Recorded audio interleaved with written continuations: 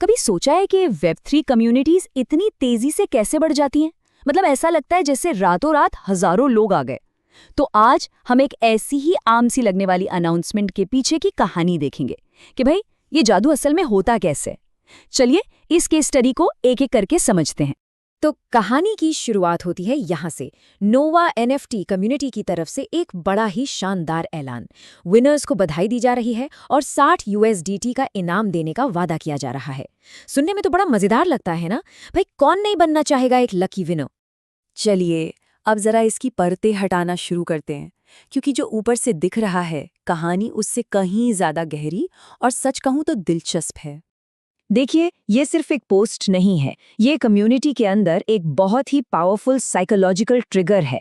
ये पार्टिसिपेशन को सेलिब्रेट करता है, एक अपनेपन का एहसास जगाता है और मेंबर्स को और भी गहराई से जुड़ने के लिए उकसाता है। और हाँ, ये कोई हवाई वादा भी नहीं है। 60 यूएसडीटी एक असली ठोस इनाम जो लोगों का ध्यान फौरन अपनी तरफ खींचता है। ये कुछ ऐसा है जिसे देखा जा सकता है, महसूस किया जा सकता है और शायद खर्च भी किया जा सकता है। और यहीं पर असली जादूगरी शुरू होती है। समर्पित इनाम वितरण ग्राहक सेवा टीम इतनी भारी भरकम शब्द इस्तेमाल करके वो भरोसे और विश्वसनीयता का एक माहौल बना देते हैं। लगता है कि सब कुछ कितना प्रोफेशनल है और आप एकदम सही हाथों में हैं।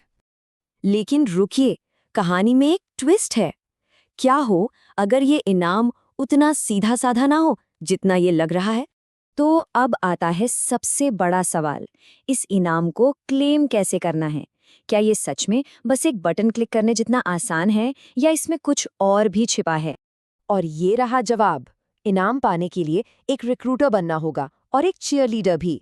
मतलब कोई सिर्फ एक लकी विनर नहीं है, असल में तो वो कम्युनिटी के लिए एक एक्टिव प्रमोटर बन जाता है। और यहीं पर आकर बात इंटरेस्टिंग हो जाती है। एक इनाम कब काम के लिए पेमेंट बन जाता है? ये एक बहुत ही धुंधली सी लाइन है और ये अनाउंसमेंट ठीक उसी पर चल रही है।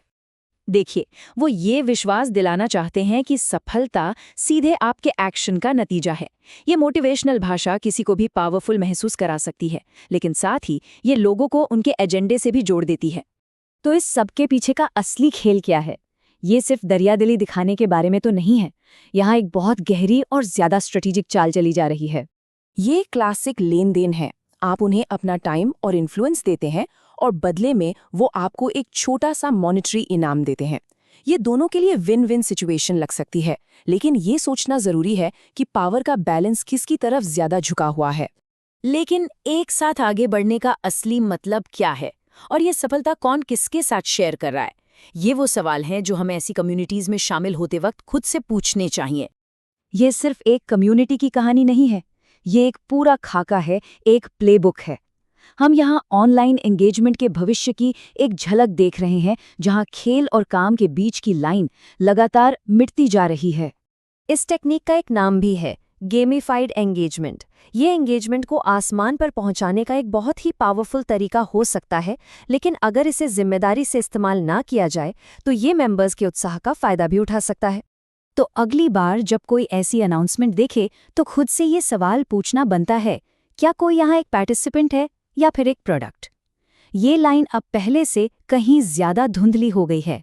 और बस इसी सवाल के साथ मैं आज की बात खत्म करूंगा कि जब कोई किसी ऑनलाइन कम्युनिटी में अपना टाइम और एनर्जी लगाता है तो बदले में उसे मिल क्या रहा है, और क्या ये सौदा वाकई में सही है? आज के डिजिटल जमाने में इन बातों पर सोचना बहुत जरूरी हो गया है।